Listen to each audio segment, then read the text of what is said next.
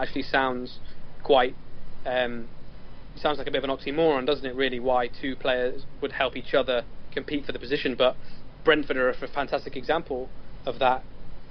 Brentford, when they were under Mark Warburton, had two players competing for every position, and the bond between those players was so good, the spirit in the camp was so good, that they actually helped each other to do well in that position and encouraged each other to improve in that position. And if that meant one of them selflessly not playing on one particular week, then so be it. And that is the kind of philosophy that Pochettino wants at Tottenham. That's what the kind of player that he wants at Tottenham. He wants players who are willing to bring other players on and willing to encourage other players to do well and be successful. And I can safely tell you that a lot of the players that have been at Tottenham recently have been the complete opposite of that. When you're in the newsroom and you are doing the interviews especially with the coaches and the managers, can you talk to the difference between Pochettino and say AVB? They get a lot of comparison from the average lay fan, and how the vibe around the training ground is different under Pochettino than it was versus Andre. Mm-hmm. Well, I think, I don't know them.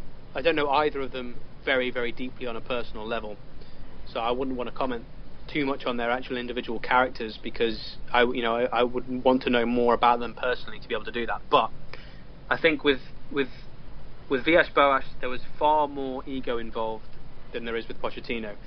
If I can find a way of describing it, I think with AVB, he very much wanted to be the figurehead of the team. He very much wanted to be the leader, the guy at the top, perhaps the guy at the top of a pyramid. Right. Whereas with Pochettino, he is the center, he is the nucleus. If that's a good way of describing things. So rather than being the head of a pyramid, he's the middle. He's the guy. He's the nucleus, the guy that makes the whole thing tick. But he's very much far less concerned with his own ego, and he's very much down to being full-on coach. Someone who coaches players to be better, to better themselves, and to be better for the team at all times. I think that's the difference. It's hard to I guess to gauge differences between managers when they're in the public eye and when they're in press conferences, because they're all media trained. They're all very, very careful about what they say. They're all very guarded. Right. Give or take a few. Obviously, you have some who act out, not necessarily out of character, but obviously act out of their media training because they either don't care or because they actually consciously want to and believe in being more honest and being more open. Whereas I think Pochettino, I think the club like Pochettino because he is very guarded. I think they are contented with the fact that they have a manager who is less outspoken than previous managers. Shall we put it that way? Oh, I think we've seen that in his press conferences. Yeah, I can tell you it can be quite frustrating at times, but the thing about Pochettino is that when you get him talking on the right subject, he is open. If you talk to him about football, if you talk to him about his philosophy, if you talk to him about what he's trying to do, the project that he's undertaken, then he will talk about it. And in the piece that I wrote yesterday, I pulled out the quote, which was him finally describing in as much detail as he was willing to give at that point what the philosophy is, what the club are trying to do.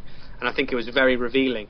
And I think those instances with Pochettino are very rare. The instances where something is actually revealed that actually answers a question for supporters.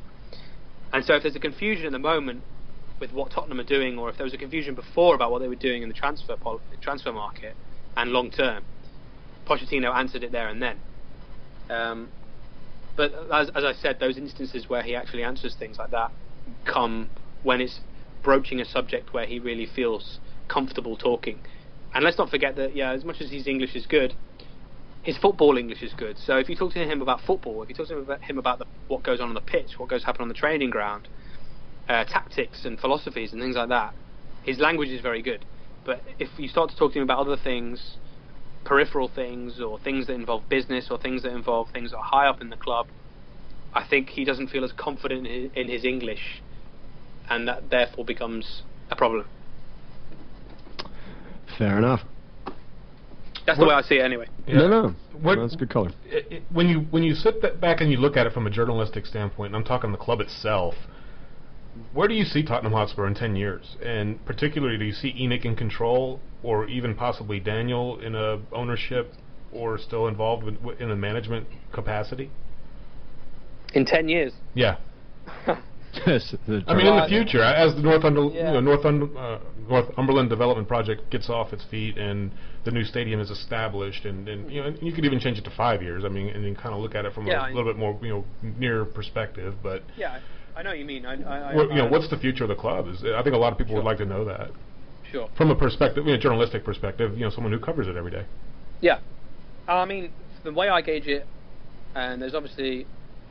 There has been interest from outside parties in not only investing in Tottenham but buying Tottenham in the last few years, and that's to be expected. That's a no-brainer. If you look at Premier League football as a product, as a commodity, a potential investment opportunity for people around the world, then it's a very attractive prospect. And every single football club in that division, or at least every single football club that's assured of being in that division for the foreseeable future, is an attractive prospect to people. So, I've learned never to give long-term predictions in football because anything can happen, so I wouldn't want to sit here and say that Tottenham would not be sold in the next 5 years or in the next 10 years, but I couldn't sit here equally and say that it will be sold in that time. As I see it at the moment, there's no urgency from Mr. Lewis and Mr. Levy to be parting their ownership of the club. I mean, from the way I see it at the moment, their long-term future in football is with Tottenham, and that's fully. I expect them to be involved with the club beyond the new stadium. So, hey, Lyall, to add, can you just share your personal thoughts on Levy? What do you think motivates him, and how do you look at him as a supporter? Mm-hmm. As we evaluate, what the future might look like, I'm just curious to see whether you think there's any part of Daniel that could maybe separate the business side from the pure football and the sort of down to the grassroots love for this club. Mm. I don't know whether any of that comes out or whether it's non-existent or not. Mm. Well, I think he does. In the first instance, I think he does very much understand that there's a separation between the business side of the club and the playing side of the club. I think he's one of the better chairmen in that regard.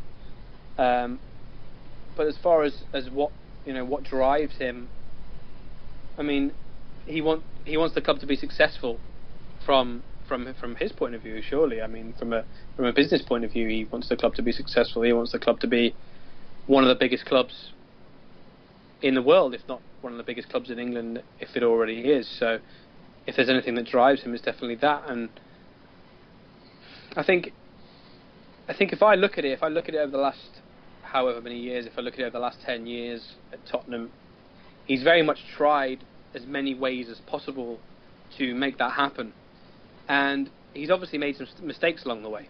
He's obviously hired the wrong people and probably let go of the wrong people, or probably let go of the right people, I should say, at the wrong time.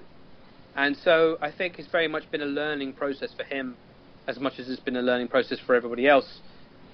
I mean, it's a problem with football. It's a problem with football clubs these days, is that they are the people that get involved in football, the people that invest in football and buy football clubs.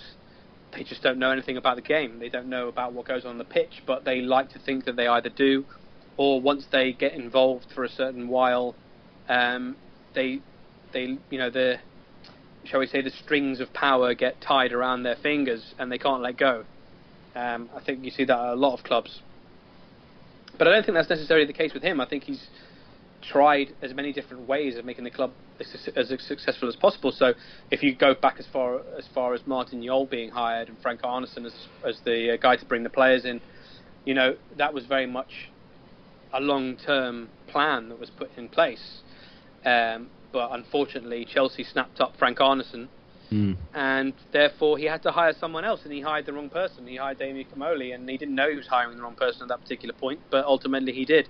he hired somebody who wasn't as good a recruiter as Frank Arneson may have been or might have been, and brought in the wrong players. And he also brought in somebody in Damien Comolli who wasn't Martin Jol's ally, who wasn't Martin Jol's best friend, who didn't think that he was the guy to take the club forward. So, had his influence obviously affected the parting of ways between them two. And then the next person that came in with Juan de Ramos, and then obviously that turned out to be a bad recruitment again. And then they needed somebody who could drag them out of the mire at that point, who was Harry Redknapp. And Daniel Levy's relationship with Harry was long-standing. They'd known each other a long time, and so he was obviously the ideal person that he knew would be able to do a job. And I think Harry Redknapp surprised even Levy how well he did. I think Harry Redknapp surprised even himself how well he did with the players that he had and the players that he brought in. And so I think that it's been very much a long-term learning curve, really. That the Redknapp was very successful, and then that raised the expectations, and that's meant that Tottenham have been expected to be this top four club since they were a top four club at that particular year, and almost were again the following year and the year after that. So I think he very much tried to make that happen with AVB, and then things transpired in the way that they did, and then now he's gone back to, I dare I say square one, but he's gone back to a long-term plan. He's gone back to what he originally intended with Lyall, which is to have a real coach, a proper football coach, as the head coach, and then bring in somebody who knows what he's doing in terms of recruitment, and have a long-term plan rather than a short-term plan. And again, in the piece that I wrote yesterday, I think that's something to be celebrated, really, that Tottenham have a long-term plan, not a short-term plan. Yeah. Because in the modern game, short-term plans don't get you anywhere. Yeah. And we've proven that. Yeah, so we've kind of touched on this a little bit, but I just want to get your opinion. Obviously, yes, Levy and Enoch are very ambitious and want nothing but the best for the club, particularly in this, I want to say we're in limbo, but in this waiting period as we really start to motor towards the construction of the new stadium and the move away from White Hart Lane. Obviously, Peace was very vocal in his opinion, particularly in social media, on the Berahino deal. And Levy, he bit his tongue. I thought his response on the official statement was well put. But do you think out there in the Premier League he has a reputation as being a low baller as well as a hard baller with other clubs? Do you think that other clubs might not give him the respect he deserves? I'm not sure. I mean, that's a difficult question to answer, whether clubs give him the respect that he deserves. I mean, do they want to spite us as a result of his behavior in the past? Maybe that's a better way of asking. Yeah. I don't think so. No, I don't think that's true. You don't think there's personally a guy like Peace, there's something personal there? He'd love to stick it to Daniel and Tottenham. You don't think any of that exists in the league? I think that's a great story. Spoken like a real journalist. It is. In terms of that's certainly something that I think that chairman versus chairman story, no matter who it is, whether it's Levy or Peace or whoever, the chairman versus chairman story is something that comes out by itself, and something that I think that the media tends to play towards. And but like I said, because it's a good story, the one-on-one, the battle, the two adversaries going at it, the two egos colliding. It's a fantastic story, but yeah, it is. I don't think it's as true as it appears to be superficially on the surface. Yeah, you're probably right, Lyall. I mean, think about what happened with Lyon. Remember with Lloris, how evidently the Lyon chairman hated Daniel, and all of a sudden here we are a few years later, and we get Ng with hardly a blip. Well, exactly. Yeah. I mean, the thing is, nowadays transfer deals involve so many people. They don't really involve chairman versus chairman anymore.